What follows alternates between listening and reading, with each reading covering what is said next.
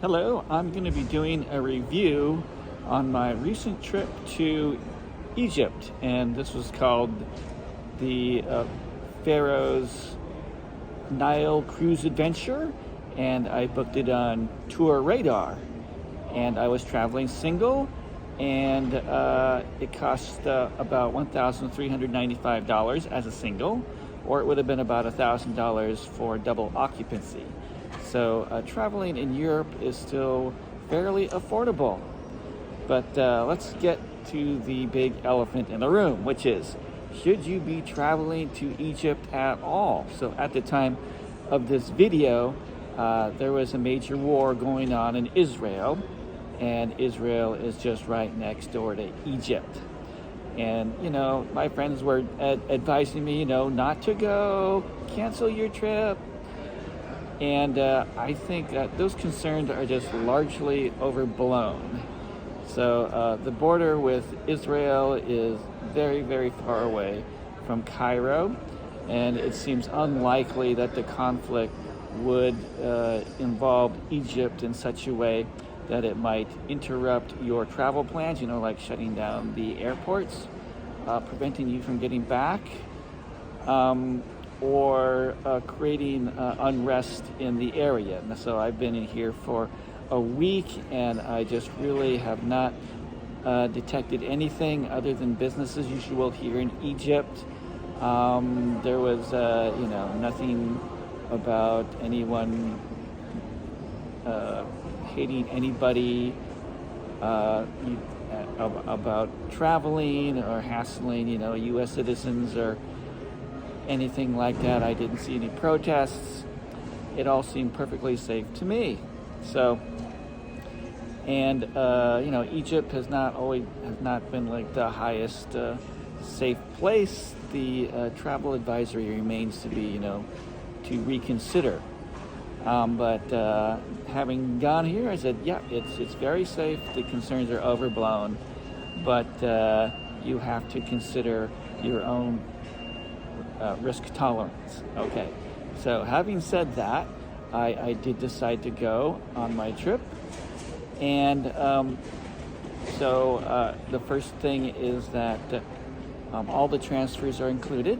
So when I arrived at Cairo, the first thing to do is to go look for the tour operators, and when you go through the airport, you'll see several people at several different places holding signs. But what you need to do for the Beyond the Nile people is to go all the way out to the street. And it took me a little while to figure that out, but the Egyptians here are very helpful, and they were able to actually call the tour operator, and I was able to find them. The tour operator also sent me a picture of where they were and what their sign looked like in WhatsApp. So I would advise you download that. But once we got through, they drove me to the hotel, and the pedestrians are just a little crazy here. They just go wandering out in the middle of the street, and it's somewhat amusing to watch what looks like a demolition derby going on to get you to the hotel. And the hotel, which is the Tulip Hotel, was very nice. It's like I stayed up like in the 8th floor of the building, and it was a suite consisting of a bedroom, a bathroom, and like basically a living room. So that was very nice. And then I met with the rest of the group in the morning, and what I did find out is that this company puts together several tours, and actually most of the people had actually arrived a day earlier and had an additional day of tour on their tour. So it's like I came like on the second day of their tour, which is a little bit strange. But the first day is in Cairo, and that is mostly to visit the Egyptian Museum, which is still in the old Egyptian Museum. I've been waiting for the new Grand Museum to open up, but that just never seemed to get it done. So I was tired of waiting for them, and so I decided I would go and see it in the old Egyptian museum. So one thing you might want to be aware of is just how crowded it is. Now, I'm visiting in November, and that's kind of the beginning of high season, but not really, high season. But I tell you, you can see like most of the large objects for Tutankhamun, like his boxes and his beds and items like that in the main museum. But if you want to see his death mask and his gold coffin, they actually have that in a very small room, and there's like one way to get in and one way to get out, and it's literally like a mosh pit. So just be aware that the museum is not air conditioned. It's very crowded, and if you're worried about COVID, nobody wears a mask except for maybe a few scattered Asians. But otherwise, there seems to be absolutely no concern about COVID in the museum. So, but I just want to let you know that there are a lot of people. Yeah, wherever we went, there are fairly large crowds. Although we didn't have to spend too much time standing in lines. It's like the longest line I think I stood in was for Abu Simbel to see the smaller temple, and even that went relatively quickly. And the tour guides seem to be very good about making sure that we get there on time and that we're moving through the crowds at a pretty good pace. So then we went and we saw the pyramids, which is an amazing thing. And you can pay extra if you want to go and climb inside the main pyramid, which I did. And it is quite far high. My legs were sore after doing that, a little bit wobbly. So it is quite the climb. Imagine you climbing like 2/3 the way up the Great Pyramid in order to get in. And one funny thing that happened was that while I was in the Grand Gallery, the lights went out, and then we all had to break out our cell phones and continue our adventure. It being like more authentic, like the real explorers, without having lights on. But it really wasn't a problem, but just added to the excitement. So we also saw the Sphinx, and then this trip has an option to either fly or take the train to Luxor. So I opted to take the train, and it was just I watched the people were concerned about the train is not that clean, and the toilets are weird, and yeah, it's definitely a step down from like the 4-star hotel we were staying at. But I thought it was fine. They serve you meals, the bed is clean, and the bathrooms, they drain directly to the train tracks, and not that clean. But as an adventure, I thought it was fine. I really didn't have any problems with that.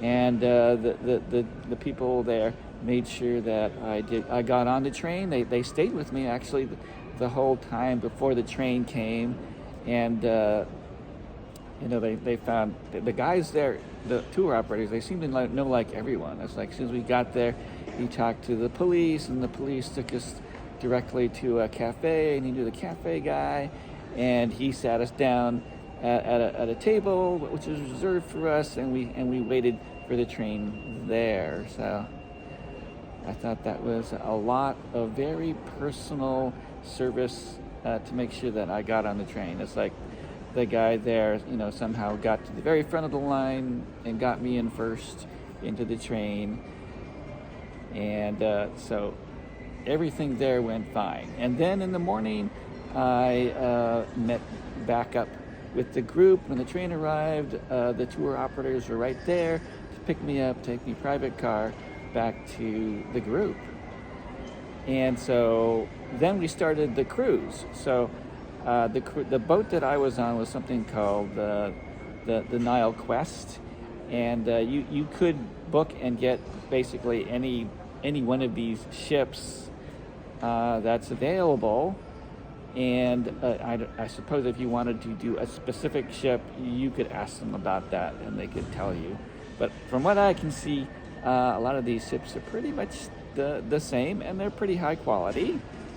This ship, I was surprised to see, even had like a bathtub in it. It was like a whirlpool bath, although the whirlpool part didn't work. But it was surprisingly spacious if you've ever done ocean cruising.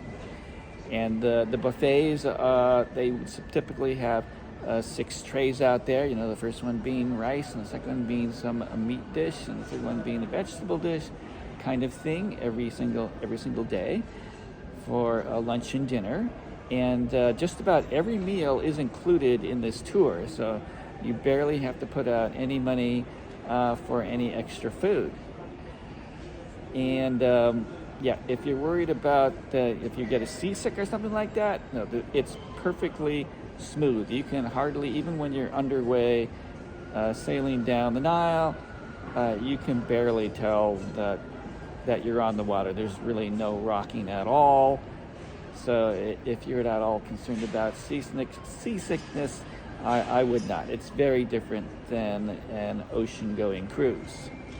So we then went on to see the temples at Karnak and Luxor, and it's really nice to see it at night. They have all the temples lit up, and for a cruise, actually the boat doesn't actually move that much. It's like it stayed in the same place until the next day when we saw the Valley of the Kings. And yeah, that's very, very hot, and also, once again, very crowded. And one of my tips is that, yeah, you should try and bring a fan. So I didn't, so I had to go and buy one in one of the market bazaars there. So I got one for like $12 US. And they're pretty, you have to haggle for everything. You got to ask the price and then, try to haggle. Okay. So, but they're pretty set on the price there. But we also didn't have really that much time to go shopping. Usually we were quickly rushing from the bus to the like the temple or the museum, and you always have to just kind of punch your way through all the vendors, because if you talk to them once, they'll be like glued onto you forever. They'll just say, "What are you looking for? What do you want? What's your price?" But it would have been nice to have a little bit more time with the street vendors, because it just seemed that you had to do your transactions pretty quick. Otherwise, the group will have left you behind, which is kind of a worry. But we managed not to lose anybody. Another thing was that you need to bring cash. The vendors typically only take either U.S. dollars or Egyptian pounds. Our tour guide was able to change money for us, and but the ATMs were kind of hard to find. You can find them easily in the hotel and in the city, but when you're out touring all the temples, is like they're hard to find, and then you won't be able to buy anything because you don't have any cash. So if you want to go buy things, make sure to have some Egyptian pounds or dollars handy. I'm not sure what you do if you are from some other country and you don't happen to have U.S. dollars, but they love U.S. dollars around here and readily accept those.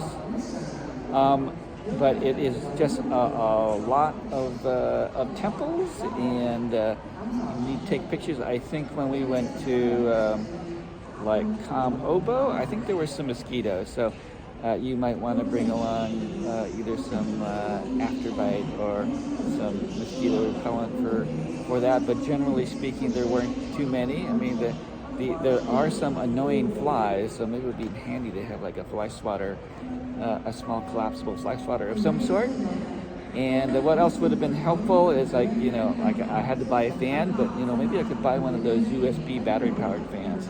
I think I only saw like one person actually carrying one of those, so that might be helpful. And also, when you go to Egypt, you do need a visa, and it's $25, but you need to be careful that when you go and search for that on the internet, that you go to the government site. So it should only cost $25. The first site I went to is like some middleman, and so they'll charge you like $110. But it's good to get it printed out. So when I arrived at the airport, if you don't have the visa, like the guy in front of me didn't have the visa, and when you go over there and hand them your passport, say, "Do you have a visa?" You say no, then they go point you over there, say, "Go get a visa," right? So then you have to go stand in some other line for a little bit and get your visa. So probably it's a good idea to get that done online for the $25 at the official government site. So I think that that's pretty much all I have to say. And it was a trip of a lifetime. The tour operator Beyond the Nile was great. The people in Egypt are very helpful. And one thing though is that there's a lot of tipping going on here. So it's like the people who helped me at the airport, I would tip them like $1 or something or two when they were helping me. And but I didn't really find any clear advice about how much do you tip, say, your guide at for the tour. So I was seeing things like maybe $10 a day. But I did something like about $8 a day, and I had to go to the ATM to retrieve enough cash to give them the tip in the Egyptian pound. The £100 note is only about $3, so it's quite a few notes if you plan to tip your guide in Egyptian dollars. But otherwise, like things when you're buying things are you like relatively expensive. An example of I was going to buy some magnets for my coworkers, so I got 2 packs of 6. And those were like 100 Egyptian pounds each, so like $6 total. But the vendor kept on throwing 2 more packs onto my things that I was holding, and I finally had to just throw them on the ground because I didn't want 2 more. But then he offered that, okay, well, for just 100 more Egyptian pounds, you can get 2 more packs, so that would be 12 more magnets for just like $3, right? So you can get a magnet for like $1. And I also got a turban and authentic Egyptian wear for like $15 US. And there are lots of things that they'll offer you for $1, right? Like I got this set of 3 pyramids and the Sphinx, the entire Giza package for like $1. Sometimes they'll say something's $1 and then they'll say, no, I meant $10, right? And that's how they get you, right? I was going to try that, so I just handed them the $1, and they handed me the thing. So sometimes it's true, but I had a great time. I felt very safe. So come visit Egypt.